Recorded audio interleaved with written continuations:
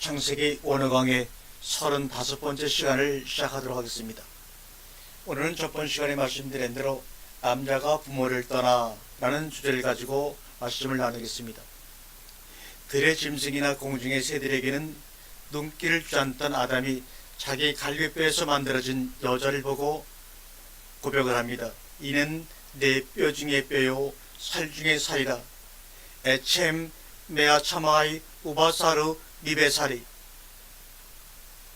이 내 뼈 중의 뼈요 살 중의 살은 고백을 하므로 그는 여자의 세계로 빠져듭니다.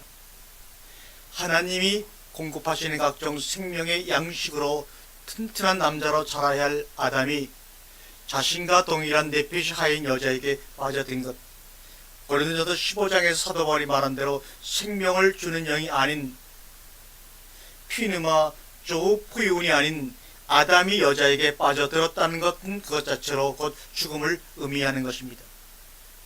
남자가 여자를 떠나 아내와 합하여 한 몸을 이룸으로 한 여자를 구한다는 것이 아름다운 일이긴 하지만 그러나 모든 일에는 때가 있는 법입니다. 자기 내부의 생명의 씨가 온전히 머물지 않은 상태에서의 결혼은 자기도 죽고 상대방도 죽이는 엄청난 불행을 초래합니다. 창세기 2장의 아담이 정말 온전한 남자였다면 3장에서 선악과를 먹는 일은 벌어지지 않았을 것입니다. 온전한 남자는 절대로 선악과를 먹지 않습니다. 자기와 함께한 여자가 선악과를 먹고 그것을 자기에게 가지고 온다 하더라도, 그리고 울며 불며 함께 먹자고 권유하더라도 그는 먹지 않습니다. 이 일로 인하여 여자를 잊어버릴지라도 그는 선악과의 길로는 빠지지 않으며, 그래서 하나님의 생명을 잊어버리는 어리석음을 범하지 않습니다.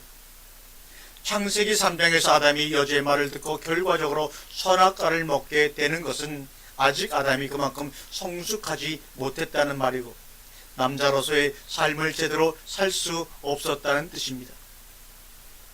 하나님을 믿는 사람들이 하나님을 향해 자라가는 내면의 삶에 대해서는 별 관심이 없으면서 복음을 전한다거나 사회 봉사한다거나 하는 일에 관심이 많은 것도 모두 이 때문입니다. 자기 갈비뼈에서 만들어진 여자를 보고 감탄하는 아담의 말을 다시 한번 들어보겠습니다. 이는 내 뼈 중의 뼈요 살 중의 살이라. 이것을 남자에게서 취하였은즉 여자라 칭하리라. 이러므로 남자가 부모를 떠나 그 아내와 연합하여 둘이 한 몸을 이룰지로다. 물론 아담의 이 말은 틀린 것은 아닙니다. 말이 옳은 말입니다. 그 여자는 아담의 뼈며 아담의 살입니다. 그러기에 남자가 부모를 떠나 아내와 합하여 한 몸을 이룰지라는 말도 보기에 따라서는 얼마든지 옳은 말입니다. 그러나 자기 옆에 여자가 하나 생겼다고 그것으로 자신이 온전한 남자가 되는 것은 아닙니다. 남자라는 것은 남자로 자라는 것이고, 아내와 합하여 한 몸이 되는 것은 또 아내와 합하여 한 몸이 되는 것입니다. 이 둘은 별개입니다. 흔히 사람들은 자신을 주장하는 사람들의 숫자를 가지고 자신이 진리라는 것을 증명하려 듭니다. 그러나 자신을 주장하는 사람이 있다는 것과 없다는 것, 그리고 그 수가 많다는 것과 적다는 것은 그의 진리와는 아무런 상관이 없습니다. 사람들은 그저 자기와 비슷한 수준의 사람들을 비슷한 수준을 골라 모여들기 마련이고, 어느 수준이든 한두 명의 동료는 있게 마련이므로 그런 사람들이 있다 해서 자신이 곧 진리에 이르렀다고 생각하면 오산인 것입니다. 아담에게 있어서는 그 여자가 몹시도 사랑스러웠을 것입니다. 사람은 누구나 자기 자신을 본능적으로 사랑하게 되어 있으며, 그 여자는 아담 자신의 분신이었으므로 아담이 그 여자를 사랑했으리라는 것은 쉽게 이해가 됩니다. 하나님의 생기를 이해하는 존재라고는 단 하나도 만날 수 없는 짐승들 속에 있던 아담이 하나님의 니스마타임을 이해하고 자기 얘기를 들어줄 수 있는 존재를 만났다는 것 얼마나 좋았겠습니까? 생각해봐도 이해가 충분히 되는 일입니다. 그리스도의 복음을 들고 하루 종일 헤매고 다녀도 누구 하나 들은 척도 안 하는 세상에서 그걸 같이 나눌 수 있는 사람을 만난다는 것 기가 막힌 일입니다. 얼마나 좋은 일인지 모릅니다. 그러나 이 멋진 만남도 때에 따라서는 독이 되어 자신을 죽일 수도 있다는 말입니다. 복음을 전하지 않아서 죽는 것이 아니라 복음을 전하는 것 때문에 망하는 이 아일러니. 창세기 2장의 아담은 바로 이런 사람입니다. 아내를 사랑하지 않아서 망한 것이 아니라 아내를 사랑한 것 때문에 망한 사람. 복음을 전하지 않아서 망한 사람이 아니라 복음을 전한 것 때문에 망한 사람. 이 말이 무슨 말인가? 아내를 사랑하느라고 하나님으로부터의 사랑을 받는 일에 게을렀다는 말이고, 사람들에게 복음을 전하느라고 자신이 하나님의 말씀을 듣는 일에 등한히 했다는 말입니다. 사람들은 흔히 예수가 우리를 위해 십자가에 죽으셨다는 말 한마디를 전하기만 하면, 그래 상대방이 그 말을 믿고 받아들이기만 하면 복음이 전해지는 줄 압니다.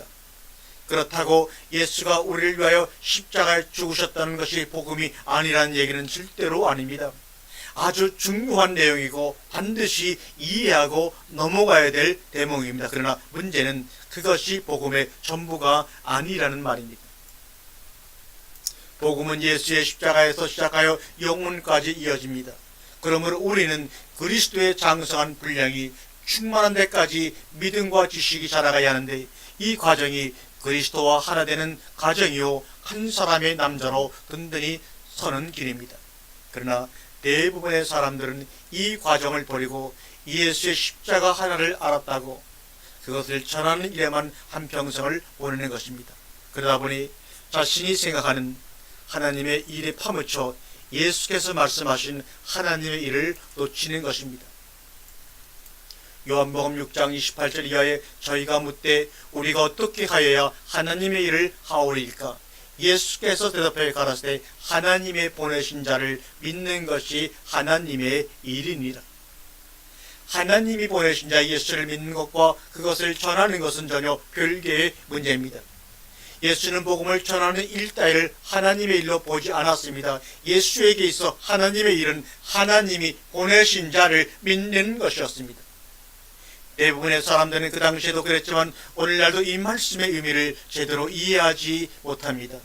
유대인들이 예수를 향하여 우리가 어떻게 해야 하나님의 일을 하겠냐고 물었다는 것은 그것으로 이미 예수에 대한 신뢰를 전제합니다. 그리고 그들은 정말 하나님의 일에 대한 열망으로 가득 차 있었을 것입니다.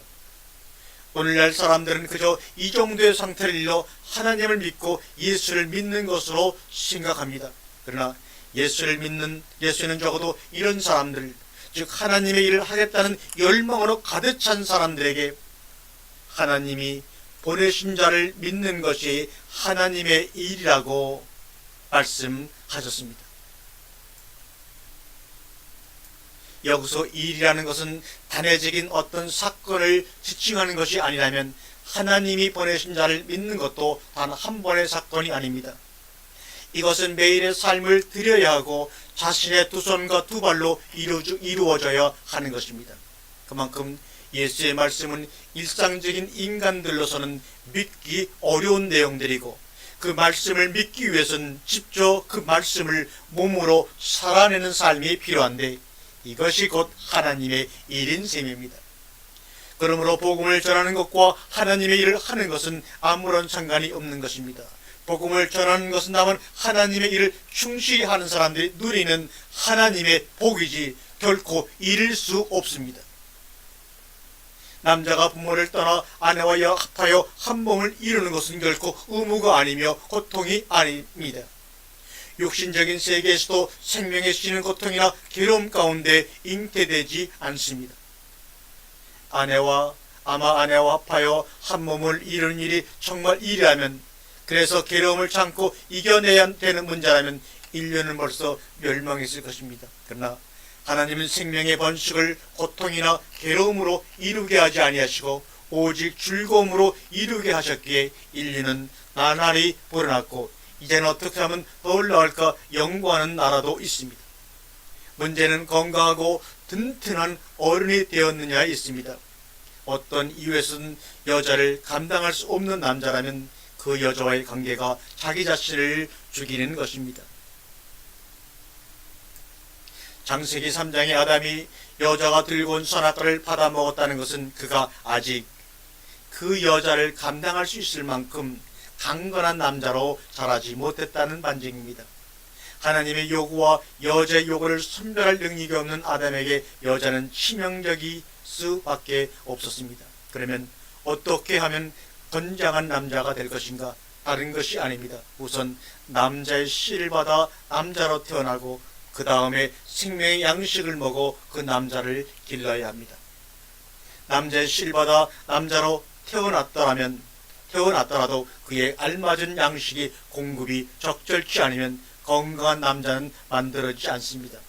씨와 양식은 동일한 무게로 중요합니다. 그러나 씨가 먼저이고 양식은 나중입니다. 남자의 씨가 잉태되지 않는 상황에서는 제 아무리 좋은 양식을 골라 먹어도 남자가 태어날 턱이 없고, 또 남자로 태어났다고 하더라도 양식을 먹고 자라지 않는다면 가끔 외신을 타고 들어오는 소마리아 어린이들의 참혹한 모습처럼 불원간의 뼈와 가죽만 남게 될 것입니다. 그러나 남자의 씨를 받는 문제는 우리의 노력으로 이루어지는 것이 아닙니다. 받은 씨를 수용하기만 할 뿐 씨를 선택할 수는 없습니다. 이 문제는 순전히 하나님의 은혜에 속하며 오로지 하나님의 움직임에 달려 있습니다. 아브라함이 제 아무리 아들을 기대하고 사라와 수많은 밤을 보냈더라도 하나님의 움직임이 없으면 이삭이 태어나지 않습니다. 아브라함의 육신적인 능력은 고작 이스마엘이나 생산할 수 있을 뿐이고, 이 이스마엘은 결국 이삭의 삶의 걸림돌이 될 뿐입니다. 이삭은 하나님의 말씀대로 기한이 이르러 하나님이 아브라함을 찾아올 때 탄생합니다. 이 기한이 이르기 전에는 그 어떤 인간적인 노력도, 그 어떤 인간적인 열심도 모두 이스마엘의 변형일 뿐 결코 남자를 만들어내는 하나님의 씨가 아닙니다. 우리의 모든 인간적인 열심과 노력이 정자는 시공에 하나님은 역사하시며, 우리가 절망 속에 우리를 눕힐 때 비로소 하나님은 움직이십니다. 아니면 우리가 하나님의 씨를 받을 때 비로소 인간적인 절망이 시작되기도 합니다. 누가복음 1장 30절 35절의 말씀을 보면, 천사가 일러 가로되 마리아여 무서워 말라. 내가 하나님께 은혜를 얻었느니라. 보라, 내가 수타의 아들을 낳으리니 그 이름을 예수라 하라. 저가 큰 자가 되고 지극히 높으신 이의 아들이라 일컬을 것이요, 주 하나님께서 그 조상 다윗의 위를 저에게 주시리니 영원히 야곱의 집에 왕노릇 하실 것이며 그 나라가 무궁하리라.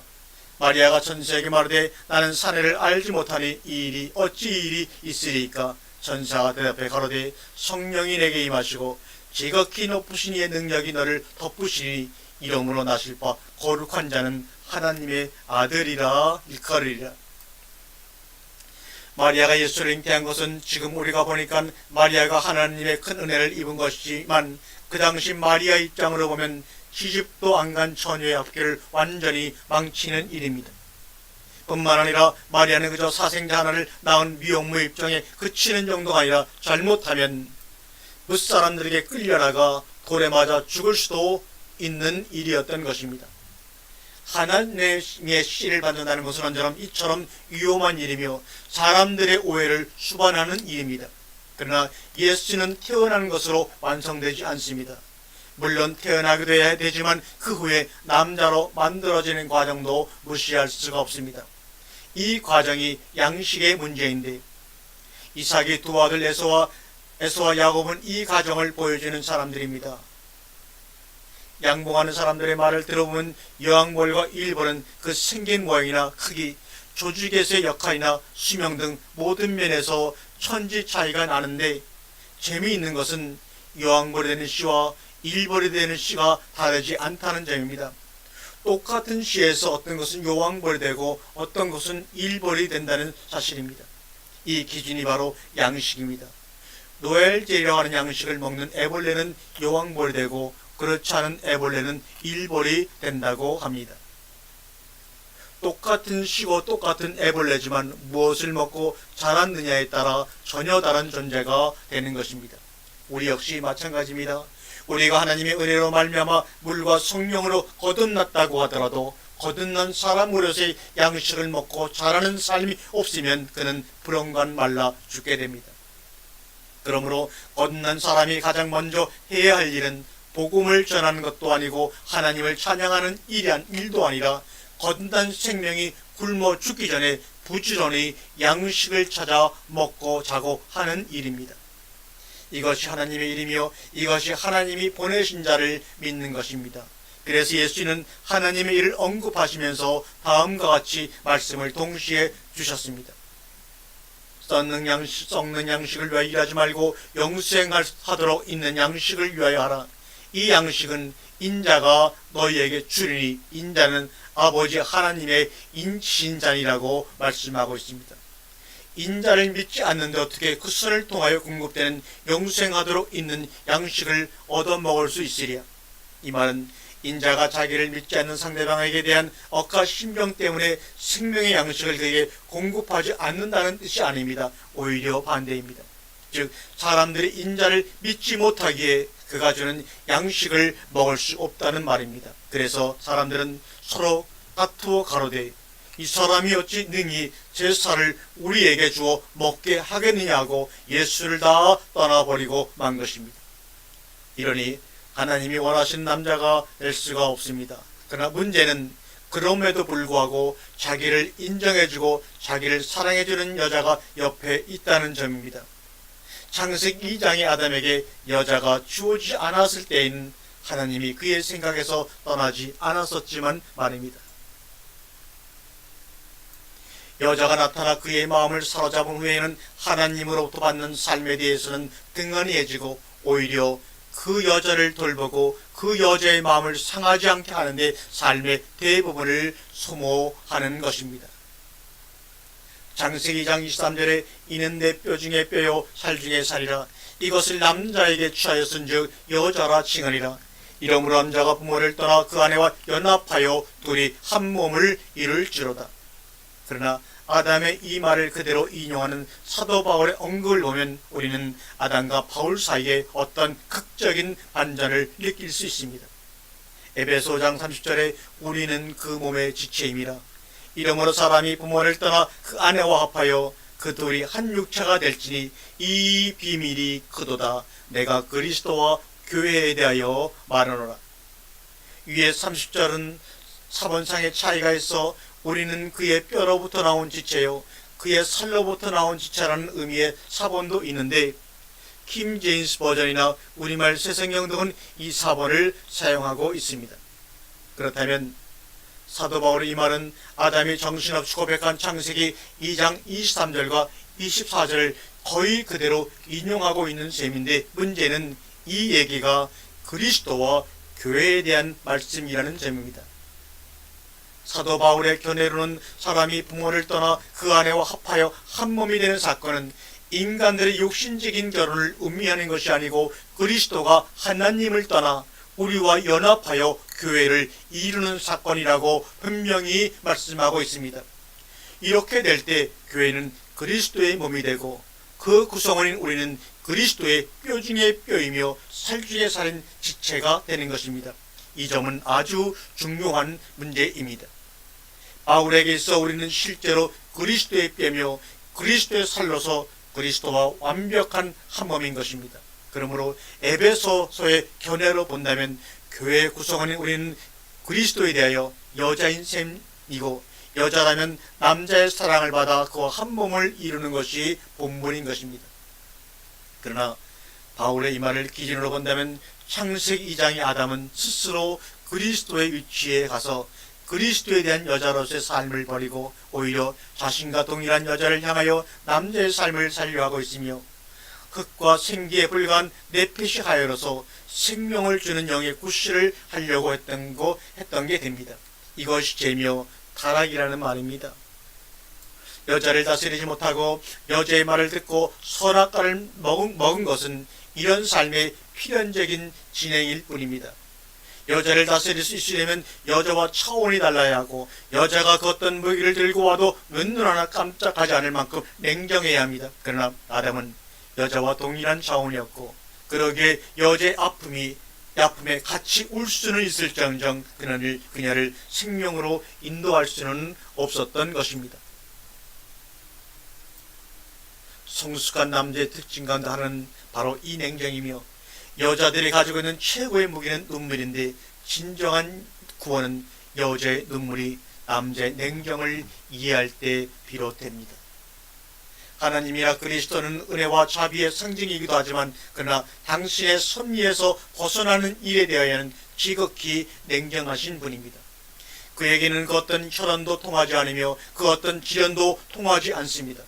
그는 당신의 살도 잘라버릴 만큼 냉정한 분이고, 수제자라는 사람도 일순간에 사탄의 자리로 내려보낼 만큼 차디찬 분입니다. 그러나 창세기 2장의 아담은 3장의 사건에서 보게 되듯이 여자가 선악과를 들고 오자 그냥 먹어버리고 맙니다. 그리고는 하나님의 음성이 두려워서 동산나무에 숨게 되는데, 이 사건은 아담이 하나님의 명령을 깜빡 잊어버렸기 때문에 일어난 일이 아닙니다. 오히려 하나님의 말씀을 알고 있었지만 여자를 향한 정을 끊지 못했기 때문에 일어난 사건입니다. 여자가 자신의 일부라는 것도 맞지만, 사도 바울의 말대로 아담 자신이 그리스도의 지체로 살아야 할 존재라는 것을 잊지만 않았다면 여자와 더불어 선악과를 먹는 일은 없었을 것입니다. 여자의 눈물이처럼 한 사람을 동반 자살시킬 만큼 강력한 것입니다. 그러나 하나님은 여자의 눈물에 현혹되지 않으십니다. 그 예를 성경서 하나 찾아 읽어보도록 하겠습니다. 열왕기상 19장 2절 이하에 보면, 이세벨이 사자를 엘리야에게 보내어 이르되, 내가 내일 이맘때에는 정녕 내 생명으로 저 사람들 중에 한 사람의 생명 같게 하리라. 아니하면 신들이 내게 벌 위에 벌을 내림이 마땅하니라 한지라.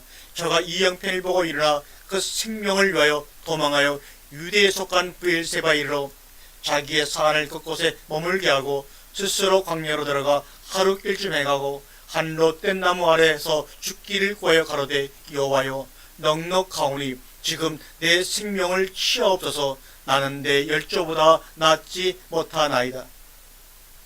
엘리야가 지금 하나님을 향하여 넉넉하오니 지금 내 생명을 취하옵소서 운운하는 것이 바로 여자의 눈물입니다. 내가 당신의 여자인데 당신은 내게 내가 지금까지 이런 수모를 당하도록 그냥 보고만 계십니다. 당신이 정말 나를 사랑하시고 내 민족을 사랑하신다면 저 이세벨 같은 여자를 단 한 방에 날려보낼 수 있도록 무슨 조치를 좀 취해 주셔야지, 이래 가지고는 도저히 더 못 살겠습니다. 차라리 날 그만 죽여 주십시오. 여자의 눈물이란 항상 이런 것입니다. 자기가 정말 죽고 싶었으면 이세벨 앞에 고이 앉아있을 일이지, 그때는 죽을까 싶어 걸음아 나 살려라며 광야로 준행랑을 쳐놓고서 이제는 하나님 앞에서 죽여달라 매달립니다. 그러나 대부분의 남자는 여자의 이 눈물에서 헤어나질 못하고 이런저런 자기 합리화의 과정을 거친 뒤에 여자의 원한을 틀어주고 마는데, 이것이 남자의 타락이며 여자의 국면입니다. 기독교가 오늘날처럼 타락한 것은 이처럼 냉정한 남자로 살았어야 할 사람들이 여자의 눈물에 현혹되어 신앙의 기준과 원칙을 인간적인 차원으로 양보한 데서 기인한다고 해도 과언이 아닙니다. 다시 말하면 예수나 바울같이 건장한 남자가 아닌 사람들이 남자의 자리를 차지하면서부터 교회 안에서 여자들의 발언권이 강해지고, 바울의 말을 빌면 여자들은 교회에서 잠잠해야 한다고 고린도전서 14장에 말씀하고 있는 것처럼 여자의 발언권이 강해지고 나니까 그리스도의 생각이 설 자리가 없어진 것입니다. 여기서 여자라 함은 일반적인 여성을 지칭하는 말이 아니므로 여성 차별이라고 오해하거나 분노치 마시기를 바랍니다. 오늘날 교회에서 하나님 마음에는 원이로되 욕심이 연약하여 어쩌고 저쩌고 얘기하며 눈물을 흘리는 것이 바로 여자의 발언권이 세진 증거라는 말입니다. 튼튼한 남자들은 마음의 원인으로되 따위의 나약성 발언을 절대로 하지 않습니다. 마음에 원함이 없는 거야 어쩔 줄 모르지만 원함이 있으면 반드시 그 원한대로 사는 사람이 남자입니다. 이런 남자는 모든 여자가 자신을 버리더라도 상관이 없습니다. 약하고 눈물 많은 여자를 강하고 냉정한 남자로 만드는 것이 하나님의 원함이며 남자의 할 일입니다. 그러기 위해서는 먼저 자신이 강하고 냉정한 남자로 자라 있어야 하는 바, 이 순서를 망각하는 데서 불행이 잉태되는 것입니다. 어느 뭐로 보더라도 남자의 구실을 할 수 없었던 아담이 여자를 향하여 감탄을 발했다는 것. 부모를 떠나서도 살 수 있을 만큼 튼튼한 남자로 자라지 못했으면서도 여자와 한 몸을 이룰 생각에 빠져 있었다는 것. 이것이 바로 아담의 타락입니다. 그러나 그 어떤 아담도 오로지 남자이지 않고 또한 오로지 여자이지도 않습니다. 남자 속에는 남자와 여자가 공존하며 남자와 여자의 삶은 주기적으로 교차됩니다. 남자로 살아야 할 때는 남자로 사는 게 구원이고 여자로 살아야 할 때는 여자로 사는 게 구원입니다. 신앙생활이란 이 때를 분별하는 눈에서 시작하며 또한 상대를 남자로 대해야 하는지 아니면 여자로 대해야 하는지를 분별하는 것으로 시작이 됩니다. 때와 상대를 파악한다는 것은 곧 자신의 주제를 파악했다는 말도 되는 바 결국 신앙생활이란 나 자신의 주제의 파악인 것입니다. 다음 시간에 계속하겠습니다.